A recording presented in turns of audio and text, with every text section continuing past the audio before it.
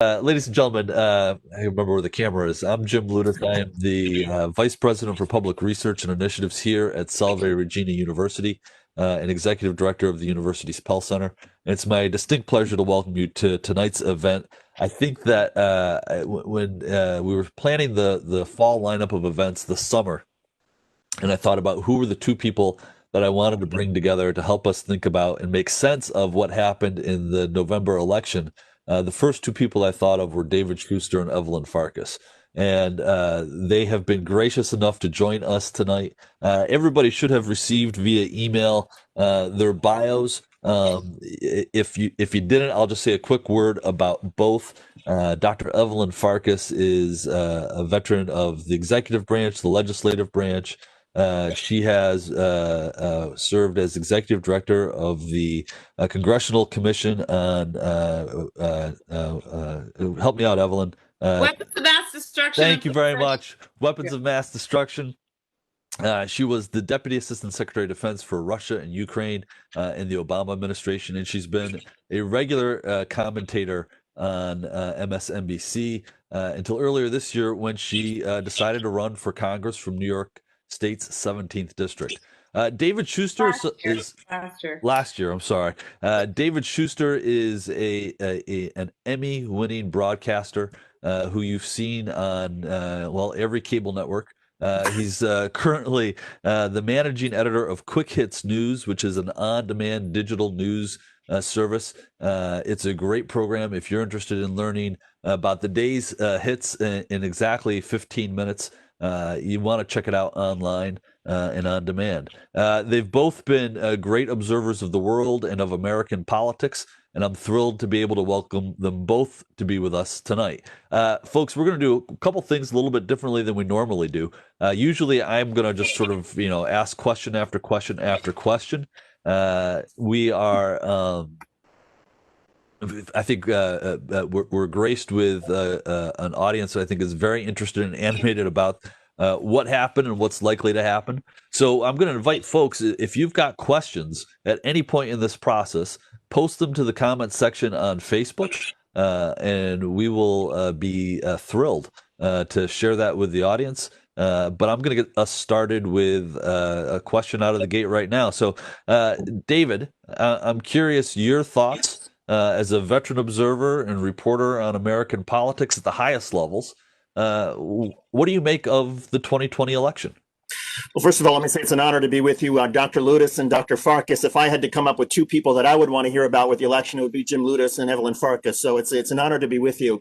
As far as my thoughts about the 2020 election, first of all, I think it was, of course, like so many people have said, it was unlike any election we've ever seen, largely because of the pandemic, because of the way people had to vote, the number of people who cast early votes, the participation rate was off the charts. And I think it was also an unusual election because I don't think we've ever had a president quite like we've had with Donald Trump. So emotions were extremely high on so many different issues.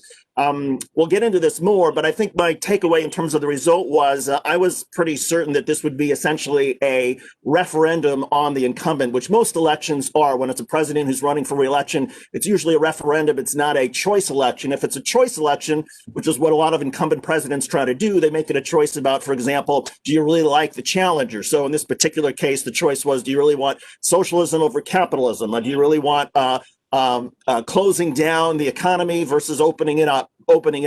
The one sort of a choice election that we've had, I'd say in the last 30 years or so was actually 2012 when Barack Obama was able to make it more of a choice about Mitt Romney. But generally, this election followed the way incumbents generally work. And that is, if you like the incumbent, if the incumbent is above water in terms of approval rating, they win. If they're below water, they lose. And even though the margin, of course, is still perhaps in some dispute, I was convinced that Joe Biden would win, that it would be clear. I'm a little bit surprised by how things have played out over the past couple of weeks. But in any case, it seemed to no big surprise in terms of Donald Trump's unpopularity translating into a re-election loss.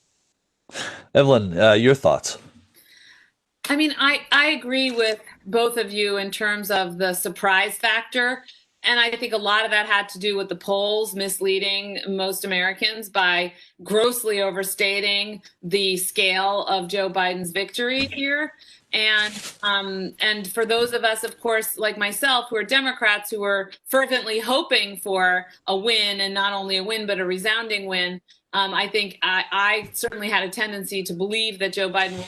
Now, I didn't know whether the margin would be quite that large, but I certainly didn't expect it to be this close. And I think there are many lessons to be gleaned. It's probably too early to point to all of them.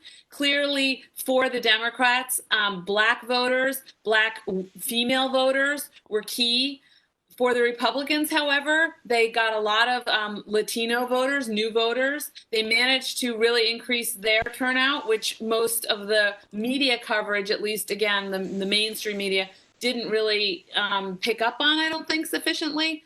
And then I would say that ultimately there's the problem we face here, and I think the grievance that is deep and bipartisan really, my hunches, goes back to the 2008 elections. And that's where there's an opportunity to kind of meet in the middle, because whereas I don't agree with all of the left progressive prescriptive solutions, meaning free college, Medicare for all, I was basically a candidate, as you mentioned, in New York, running on a moderate platform, opposed to those what I consider unrealistic options.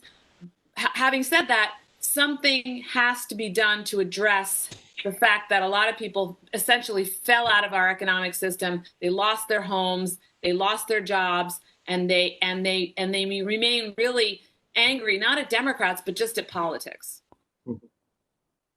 David, did you? So we chatted a little bit, and folks who maybe were just joining in didn't hear us talk about this. But were you surprised at all by the closeness of the margins? The polls a couple of weeks out seemed to be indicating that this was going to be more decisive than perhaps it has been, or are we overplaying into the idea that it was closer than it appears?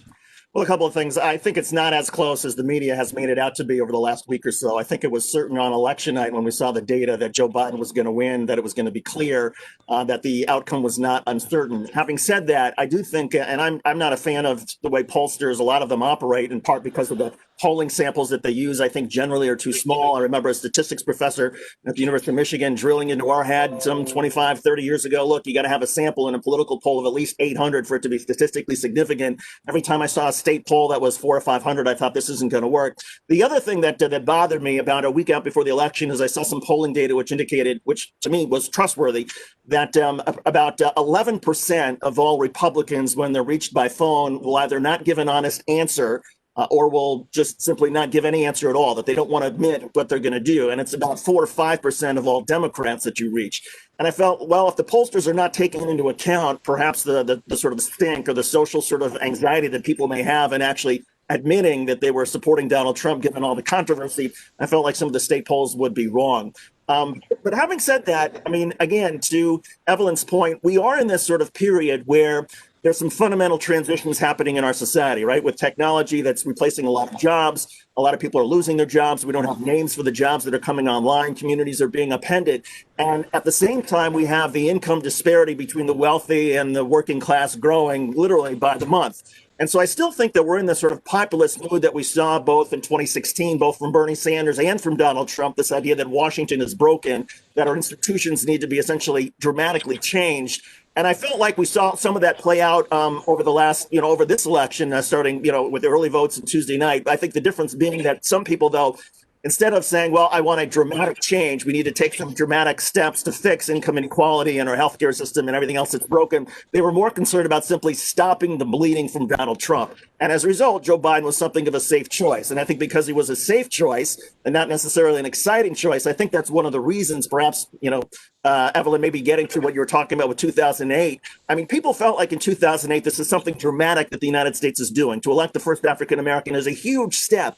I don't think Democrats felt that same sort of excitement, and the polling doesn't bear it out in terms of voting for Joe Biden. They simply wanted to get rid of the guy that was in the office that was causing so many problems. And so I think as a result, because there wasn't a lot for people to be really excited about in terms of moving forward, other than just getting rid of the guy who's there. I think there was a certain energy level, a certain lack of enthusiasm that ended up showing up in the Democratic side, and may help explain why Joe Biden was having a little harder time than, say, Hillary Clinton with African-American voters, with Latino voters, and why the race was perhaps closer than a lot of people had anticipated it would be. So we've got questions beginning to come in from the audience. So I'm going to jump right into those, and we'll just go where the conversation takes us here. But my colleague Jim asks, as the days continue to move forward and the president has not conceded the election and has even signaled that he will obstruct the transition as long as possible, how worried should the public be about the potential fallout from a delayed and perhaps even overtly damaged transition? And how concerned should the public be that Republican leaders will continue to deny the election results? And what can the public do about this? That's a lot, but Evelyn, let's start with you. Well, I think people should obviously keep an eye on what's being done and said by President Trump and by his diehard supporters. There is a certain element, I think, possibly of managing the psychology of this man who's sitting in the White House right now. Maybe if he feels like he's not completely abandoned, he will limit what kind of actions he will take that could be destructive for our country. I mean, there are any number of things that are possible. I would say this, though, rest assured that the legality of this election is not under question. The transition will occur. The people who are working on the transition, and actually I believe they just put out this afternoon a list of the people working on transition for President-elect Biden and by agency, they can work out of their homes. I mean, so yes, it would be nice if, and they're all volunteers, the list contained volunteers.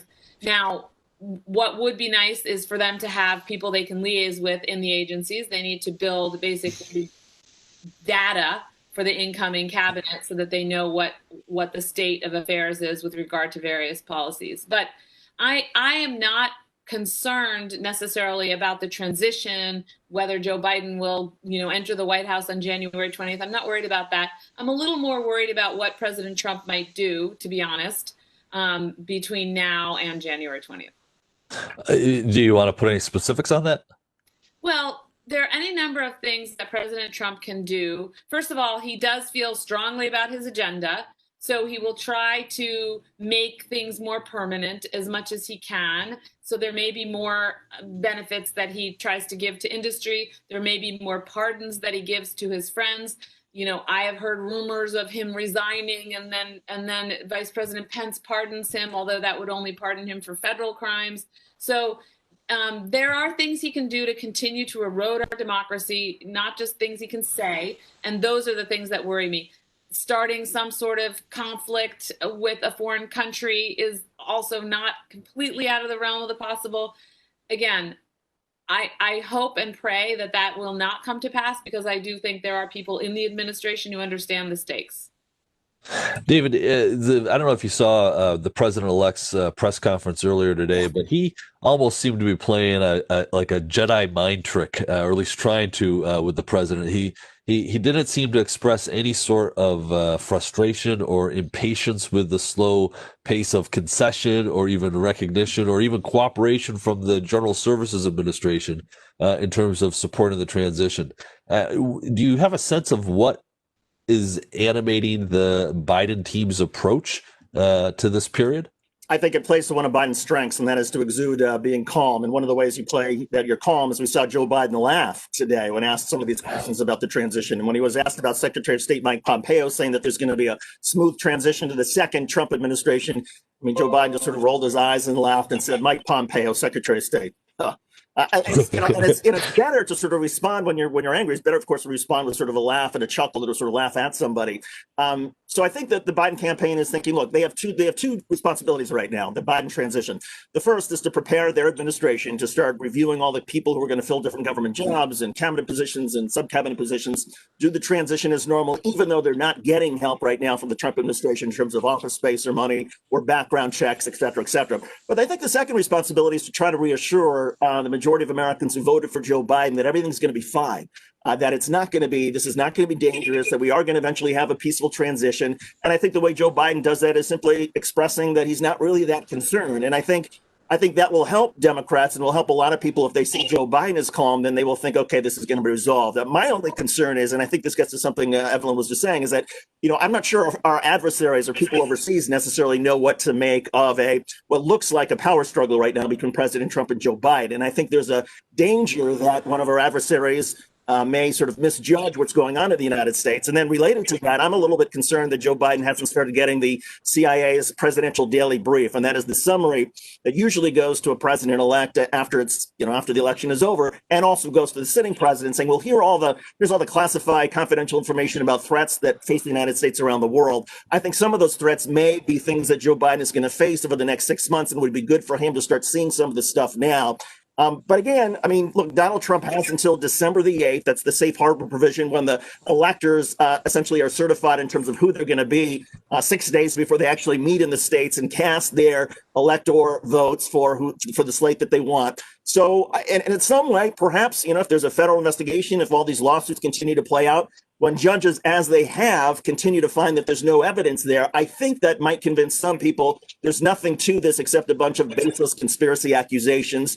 And so good, let the courts have at it, let the judges have at it, let them see whatever people want to claim, and then let's have some rulings and hopefully have it all done by December the 8th. David, so you literally anticipated the next question from the audience that I was going to ask you about these allegations of voter fraud. You've dismissed them pretty clearly. I'm gonna tweak the question a little bit, and we'll start with Evelyn again. What does this do to America's role in the rest of the world? If we can't get our own elections right, or if we seem to struggle with the peaceful transfer of power, what does that do to America's traditional role as a global leader on democracy and peaceful transfers of power? Well, it definitely diminishes us. You were leading the witness, Jim. I know. Well, and the only thing I can say though is that we're pretty diminished in the eyes of the world anyway. So we'll get through this. We will, I promise you. And at the end of the day, once we get through it, the lesson will be, well, as crazy as it can get in America, they're still fundamentally adhering to the rule of law and their own constitution and their own democracy. And that's what matters. But I do hope it does humble us somewhat, because we've taken throughout history this kind of lecturing stance when it comes to other countries' elections and other countries' attempts at democracy or other countries' actual democracies. And so maybe now we'll be a little bit more humble when we try to coach other countries on how to be truly democratic. David, we've got a question here from my old boss, actually, Evelyn and my old boss, Admiral Lee Gunn at the American Security Project. He notes that he believed that Democrats thought that the Latinx vote would be a monolith and treated it as such. What was an almost fatal error, and it is likely that it will be repeated. Is it likely that it will be repeated in 2022 and 2024? In terms of the results being in some dispute, or just in terms of the country being so deeply divided, I guess is my question. Or I think more specifically about the Democrats taking the Latino Latinx vote for granted. Okay, that's a good point and a good question. In that I think the rap against the Democrats and how they campaign is that they seem to be going after various interest groups and trying to piece together as many as possible to get a majority, as opposed to trying to lay out some extremely bold visionary types of policies that gets everybody excited. And so in this particular election, I think with the Democrats that, the most of the party, the establishment part of the party thought, let's play it safe. Let's go Joe Biden, who has been vetted, obviously, because he was Barack Obama's vice president. He's been around. He's got 47 years of experience. He knows the ins and outs of Washington. Let's go with somebody that even some Republicans feel like they can see that they might be able to trust in the Oval Office, as opposed to Bernie Sanders with, Medicare for all and free college tuition and taxing the wealthy at, high rates. Having said that, my sense, and it gets back to something I said at the beginning, is that I think that there was a lack of excitement that Joe Biden brought to the election that I think Bernie Sanders or Elizabeth Warren, perhaps if she had been the nominee, would have brought because of their policies. And I think until African Americans and Latino voters are more excited about the direction of the country in terms of what are we going to do specifically to transform healthcare, what are we going to do to close the income gap, to deal with the fact that Wall Street is doing great when Main Street's doing poorly. I mean, those are issues that I think matter to a lot of people, whether they're white, African American, male, female, across the demographics. And again, I just feel like it was such a sort of safe choice for Democrats in the way they sort of did this campaign that I think African Americans, Latinos looked up and said, look, we like, some of them, we like Donald Trump's strength. We like what he seemed to do with the economy, even if he lied about it. We like that he's projecting that we're going to break all these institutions. We're not going to get engaged in foreign entanglements. We're going to make our allies and our adversaries pay up.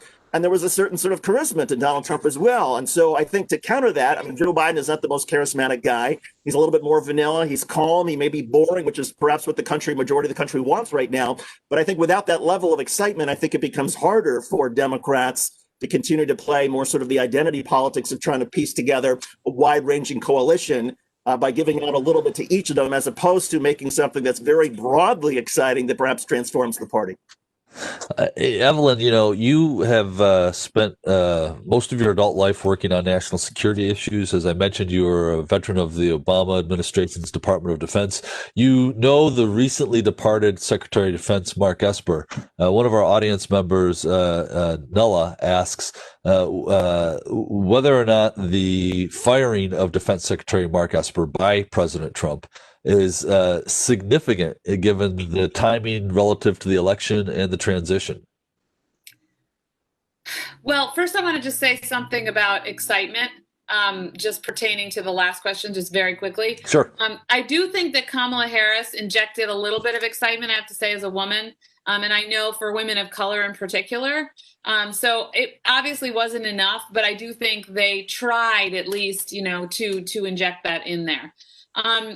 With regard to the question about Mark Esper, look, Mark Esper had a target on his back. The president, I think, wanted to fire him, and he's now looking for ways to show that he's still in charge. And one way to do so is to take out Mark Esper. And I think that there was probably not as much, hue and cry within his circles about firing Mark Esper. And the guy that he put in, I don't know him personally, but from his resume, he seems not qualified to be Secretary of Defense by dint of lack of sufficient experience, but he seems like a professional. I don't know.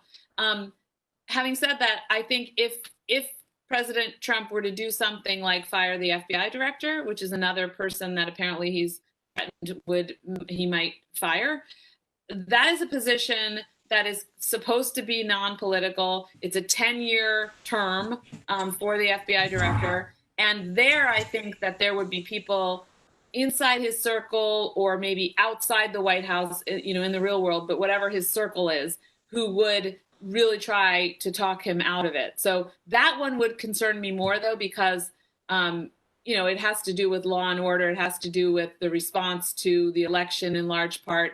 Not that I'm not worried about who is at the helm in the Secretary in the Pentagon. I am. But I would be more concerned if Chris Wray were cashiered. Ev, you were a member of the Armed Services Committee staff.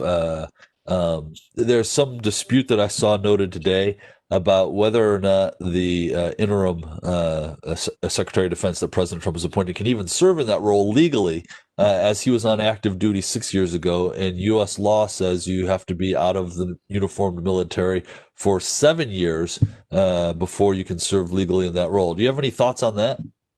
Yes, so that's actually a very valid point. The Senate had to pass legislation specifically exempting General Jim Mattis from the existing law on the books, which says exactly what you said, that you cannot become Secretary of Defense so soon after taking off your uniform for obvious reasons. They want to make sure that there's civilian control of the military, not some military person takes off their uniform but keeps their military mindset and their military prejudices, and then, essentially exerts military influence on the civilian body politics. So I would say that that's true. The other issue, of course, is that this person has not been confirmed by the Senate. So that also makes him just acting. David, related to this, you're a great student of the world and America's role in it. You have served as an anchor for Al Jazeera. You've also been the managing editor at I-24, so another international news network. I'm curious your thoughts about how these dynamics play, particularly in the Middle East? What do they think when they watch the American response in that part of the world? Well, a couple of things worth noting.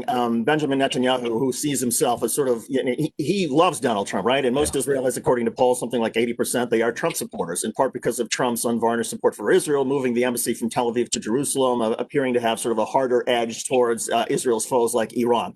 But it was interesting that Benjamin Netanyahu very quickly, I believe it was on Saturday or certainly over this past weekend, he was one of the world leaders who congratulated Joe Biden on being president-elect. In other words, he didn't wait like Vladimir Putin is waiting to sort of see how the legalities and how the vote counting sort of plays out. So I think it's some recognition, at least in Israel, that the die has been cast, that Joe Biden is going to be the next president of the United States, and U.S. foreign policy is going to change.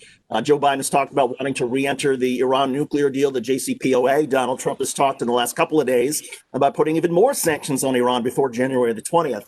But there are people who believe that the way you sort of get the Middle East to, heal to the United States, and I'm not so sure I agree with this policy, but the theory is out there, and Evelyn, maybe you can weigh in as well, is that if you have a very strong position like the United States has had towards Israel under the Trump administration, and you don't care about the Palestinians, and you clearly divide the Middle East into America's allies, America's enemies, that at least that provides some sort of clarity, which may get perhaps some policies in your favor, at least in the favor of Israel.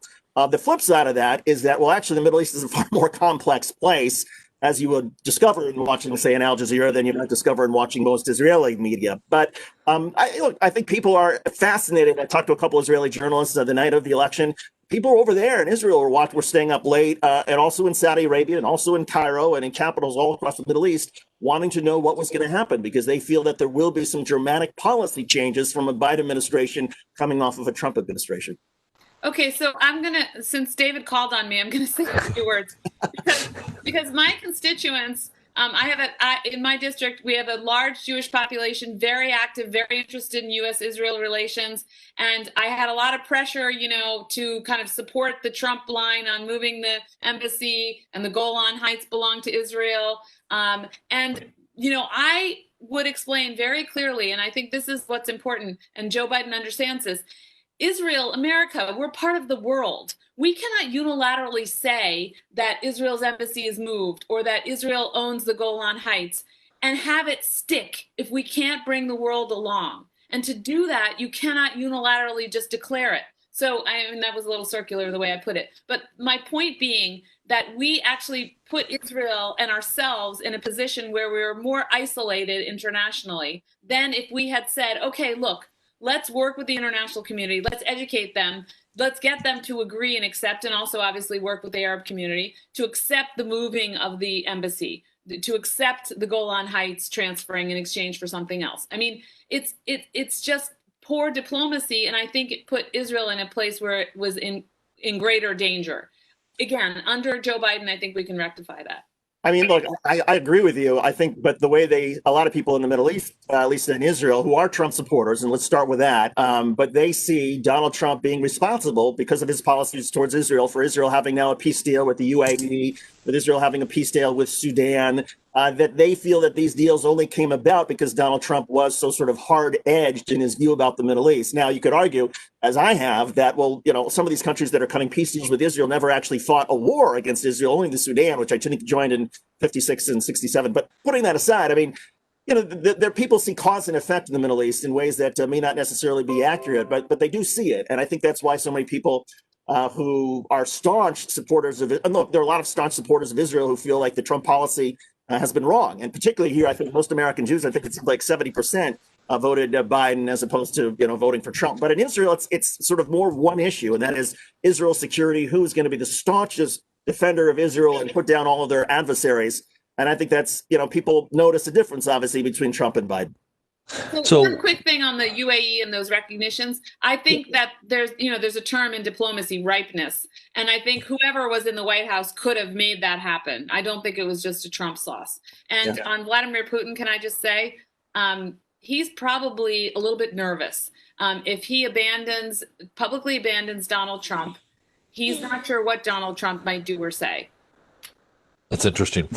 So, folks, we're in the middle of a great conversation with two great experts on the matter. Dr. Evelyn Farkas is a former Deputy Assistant Secretary of Defense in the Obama administration and also a regular commentator on MSNBC. David Shuster is an Emmy-winning David Shuster is an Emmy-winning broadcaster, a great newsman who is currently the managing editor of Quick Hits News.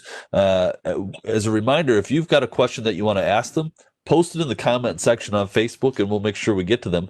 I'm going to go back to those comments and questions right now with one from Kyle. And David, I'm going to pitch this to you first. Kyle writes, Trump won in 2016 in part because he was riding an existing wave of sentiment in much of the country. The establishment's failures made his rise possible, whether they wish to hear it or not. A country that elects this man is clearly not a healthy, functioning democracy. What lessons, if any, have been learned that would forestall the emergence of a more intelligent, ideologically driven, and more competent version of Trump in the future? There was a great column this weekend in The Atlantic essentially making this point, that if Trump was a would-be despot, America got lucky because he wasn't a competent would-be despot. What would happen if we wound up with one who was?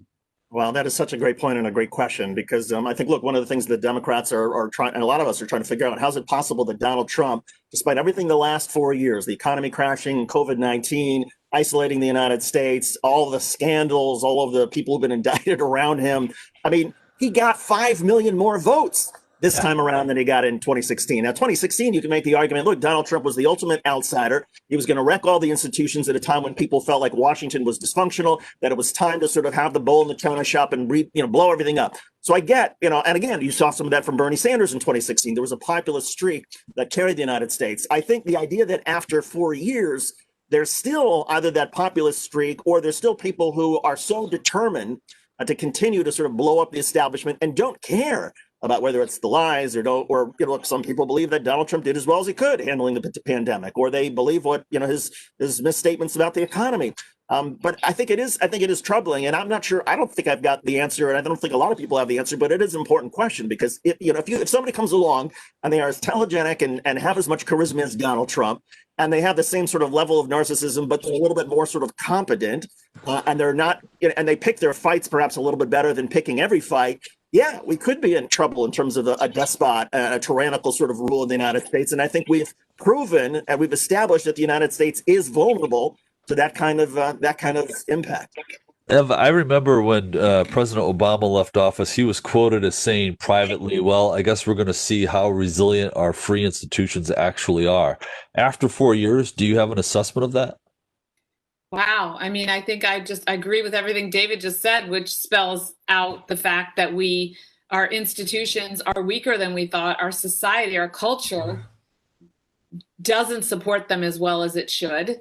I think social media has done a great deal of damage to our democracy, starting with allowing the Russians to essentially impact our elections in 2016 through Facebook and Twitter, et cetera. And I also believe that the forbearance, which is part of the political culture, if you can Google it, it's a term for not pushing the envelope even when you can.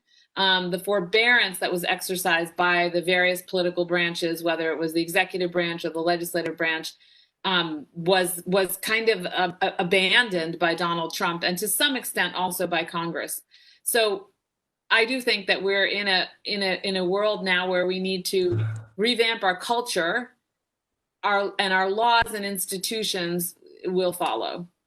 If I can add, there's one other thing that Evelyn said that sort of sparked in my head, and that is I think we're also in a post-factual world, and that is, what I mean by that is you can go to you can go to a cable news channel and sort of be reinforced your perceptions or your misperceptions. You can find evidence in social media or on the internet to back up your wildest crazy conspiracy theories. So we no longer have an arbiter of the truth out there that everybody can agree on. And so as a result, I think somebody like Donald Trump knows he can say the wildest stuff, the wildest claims just about the vote. And there are going to be a certain number of people who are going to hear this and say, aha, I'm going to find the scraps of stuff on the internet to support it. And so there's nothing we can ever really agree on. And to me, that's the most frightening thing of all, because somebody's going to come along who's going to realize, I can say anything I want, and there's going to be a segment of society that is going to believe me, and I'm going to provide them with the channel, the infrastructure, whatever it is, to reinforce their views. And when we can't agree on even, say, what the weather's going to be tomorrow, much less things that are far more sort of detrimental or serious, I think, we're all in a world of trouble. Yeah, and I think this is where, we've gone so far out of whack where the First Amendment, the freedom of speech has completely overtaken our interest in the truth. And so we need to reestablish editorial boards, or the right of editorial boards, the culture of editorial boards, and apply them to social media across the board, and try to create some sort of filter again so that the truth has a shot. Are you talking about doing that in law? Is that be some sort of regulatory reform? It's have to be put into law. Yes. Okay.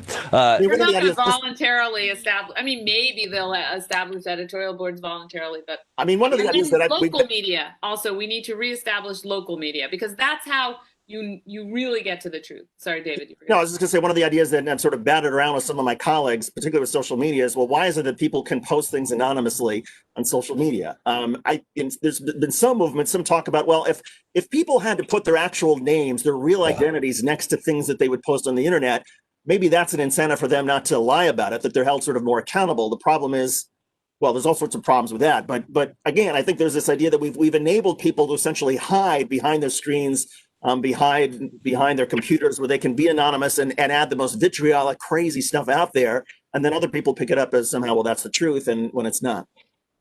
We've got a question here from my great colleague Teresa. She asks, how do we bridge the relationship between both parties? Republicans feel as though they've been through a 4-year battle. They are bruised, and comments such as even Michelle Obama's, who talked about remembering that tens of millions of people voted for the status quo, even when it meant supporting lies, hate, chaos, and division. Republicans see those comments as inflammatory. How do we begin to heal? David, let's start with you. Wow, that's a tough one.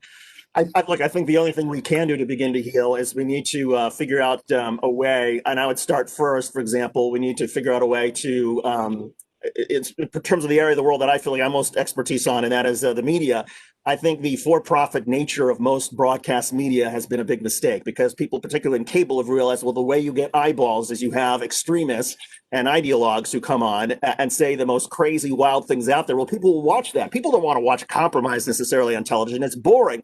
But the problem is, if there's not a place, if there's not a platform where people can actually go very easily and see compromise and see nuance, then our media paints everything as an extreme black or extreme white. And so I think we have to sort of start there with figuring out some way of disincentivizing the way the media operates. I think the other part about it is campaign finance reform related to this. And that is, so many people now, in order to raise money to run for Congress, have to spend so much time gathering, calling, getting dollars or whatever, increasing the profile. The easiest way for somebody to increase your profile if you're a Republican is to go on Fox News or Newsmax or one of those other sort of far right, say crazy things, and suddenly, the base is going to love you. They're going to send you a lot of money.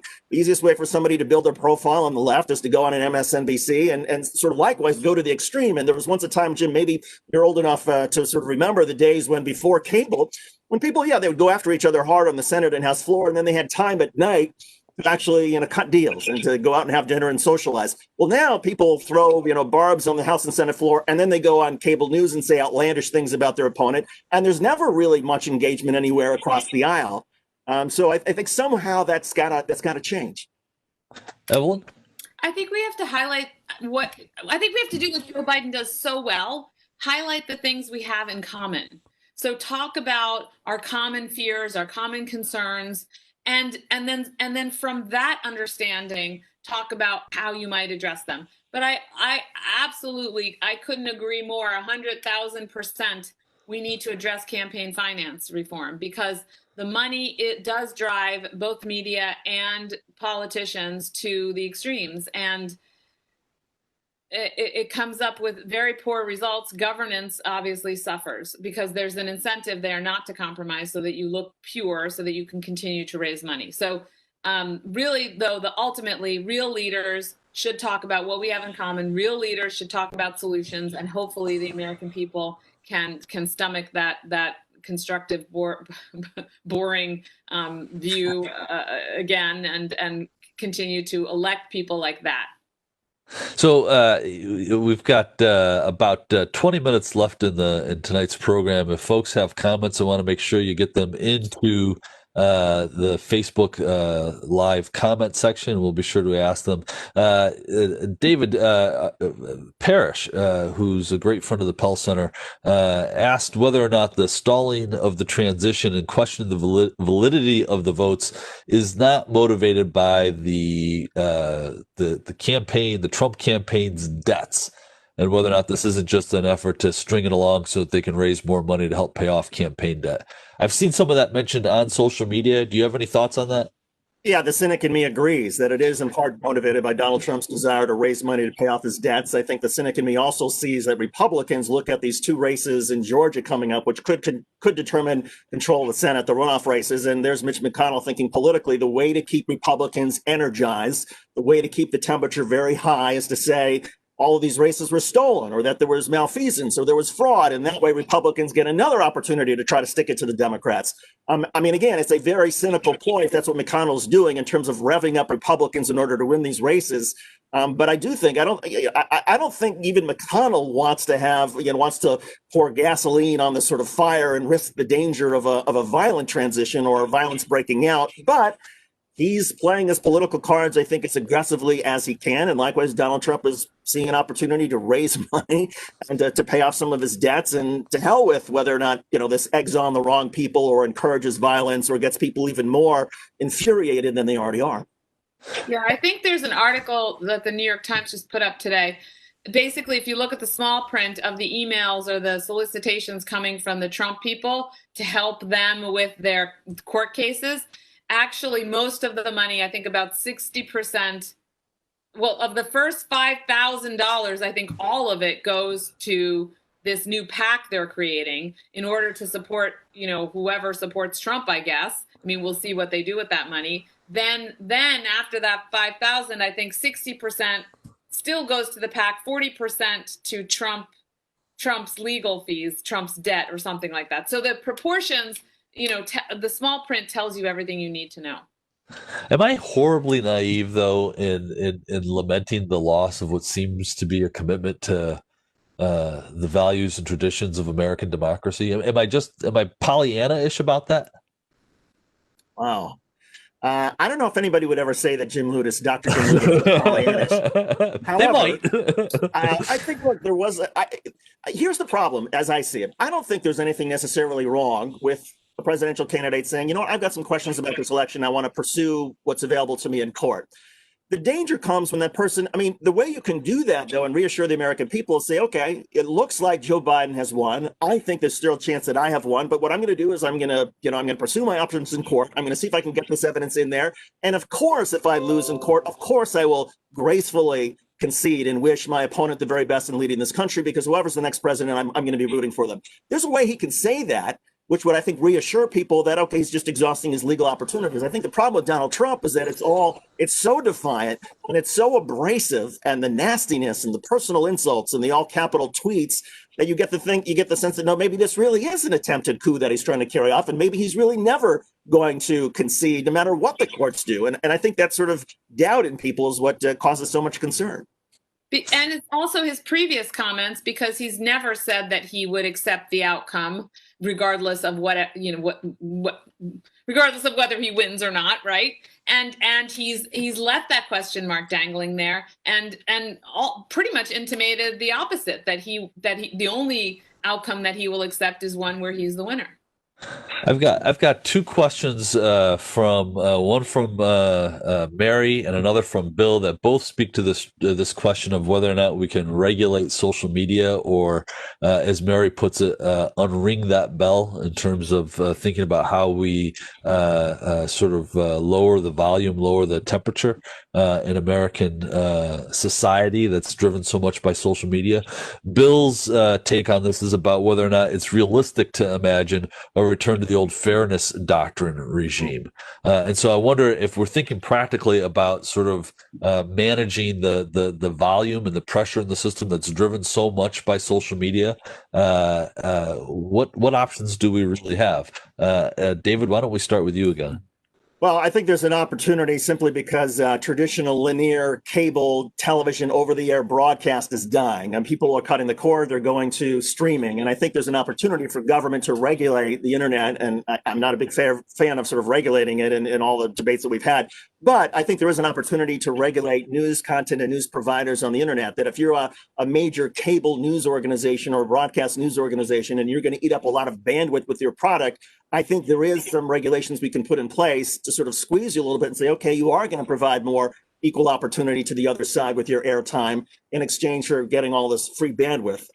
But you know, the ideal is not necessarily reality, and I'm not sure in reality there's a stomach for that sort of thing, particularly given, I mean, we talked about how expensive the races were. One of the reasons that I think we'll never have campaign finance reform is because it's the media, the broadcast and cable media that benefits so much. In this past election, which was $14 billion, twice as much as 2016, and twice, and actually more than 2016 and the 2012 cycles combined, most of that money went to broadcast and cable television. And the idea that they're ever going to agree to publicly financed campaigns, or that they're going to want to have money cut out from the political process is insane. And if the media is not willing to cover these issues, well, who's going to light a fire under it? Who's going to bring attention to it? So I'm not very optimistic, unfortunately, about campaign finance reform. I'm not optimistic that there's an appetite to try to take advantage of the opportunity right now as media transitions to regulate them when they go online.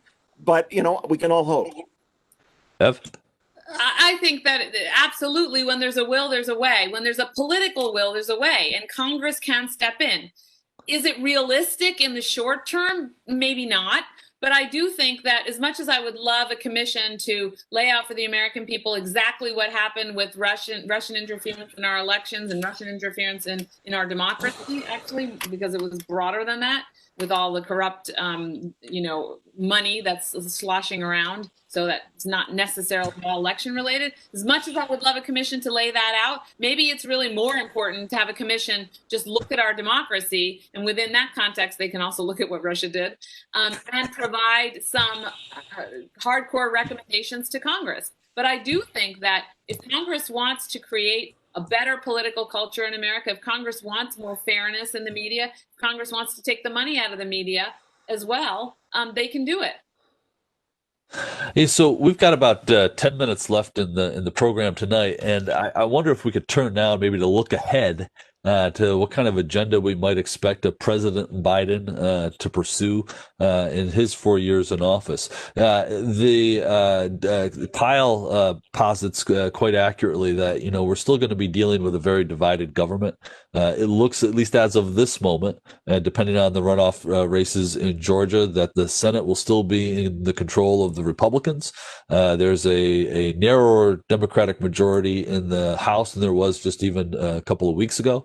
And then, of course, the Biden-Harris administration in the White House. What do you think we can expect President Biden to achieve in his first term? Evelyn, let's start with you. Well, one thing for sure, he's already told us he's going to attack the coronavirus. The first thing he did was, come out with his transition team, the advisors who are going to put together the plan. They already have a plan for vaccines, et cetera. I happen to know people who are working on that. We have seen he met with his health folks today. He very publicly said on the foreign policy front, he's going to hold a democracy summit.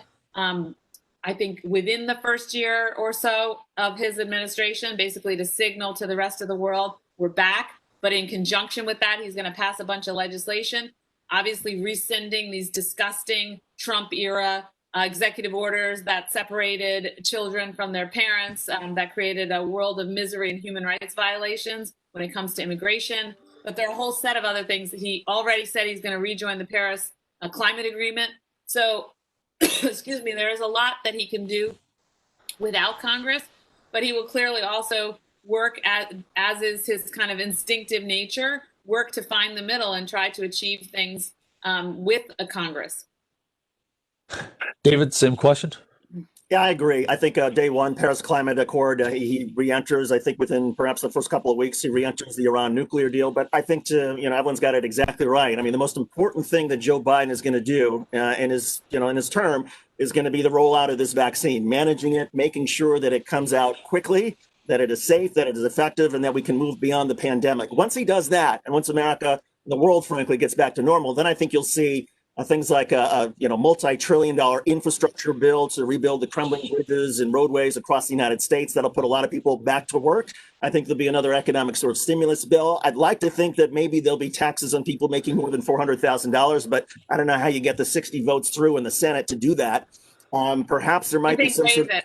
Go ahead. Make it $1 million and above or something like that. Maybe. I think there's clearly a lot. And look, we've got healthcare issues. Serious. I mean, that's what I campaigned on. I didn't start that low.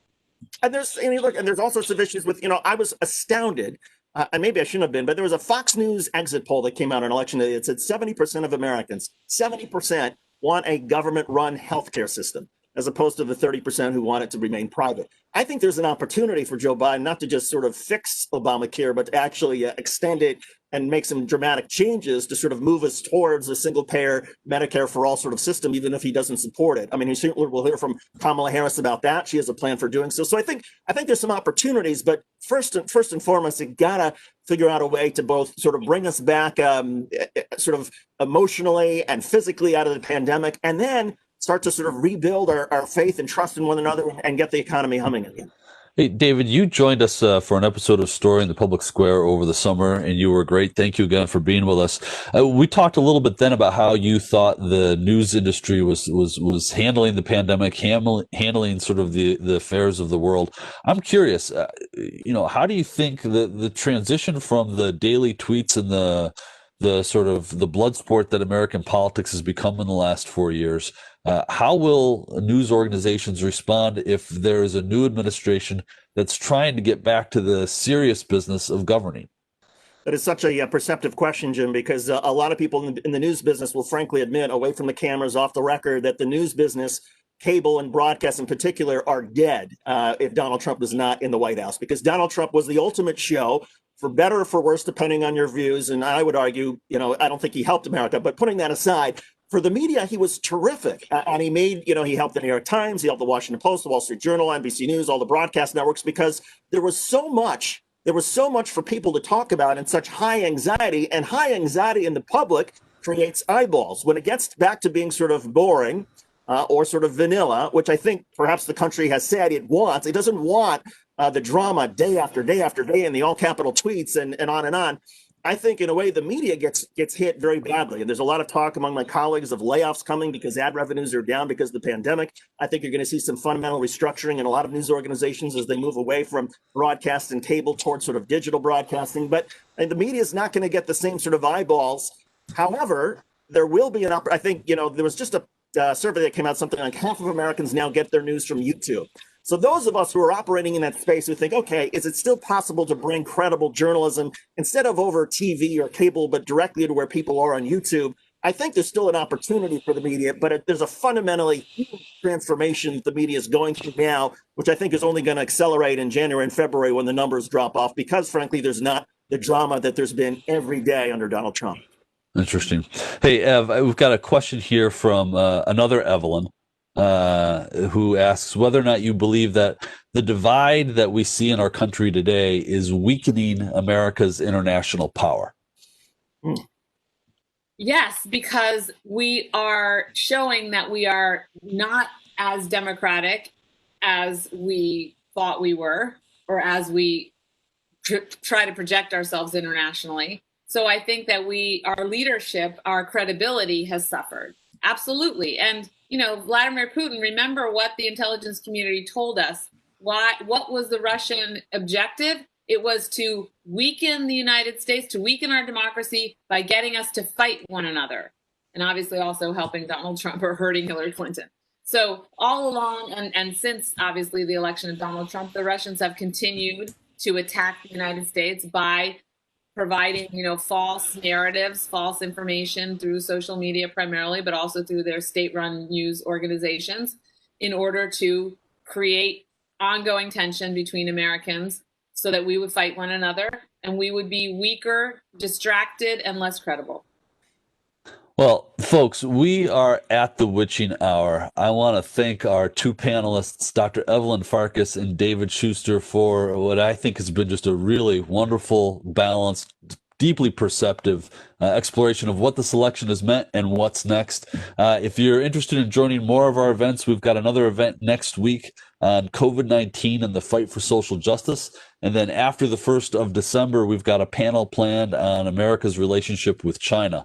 To Evelyn, to David, thank you so much for being with us. And for all of us, for everybody in the audience, thank you for joining us.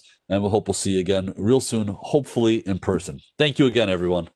Thank Jim you. and Evelyn, thank you. A pleasure. Thank you. Thank you.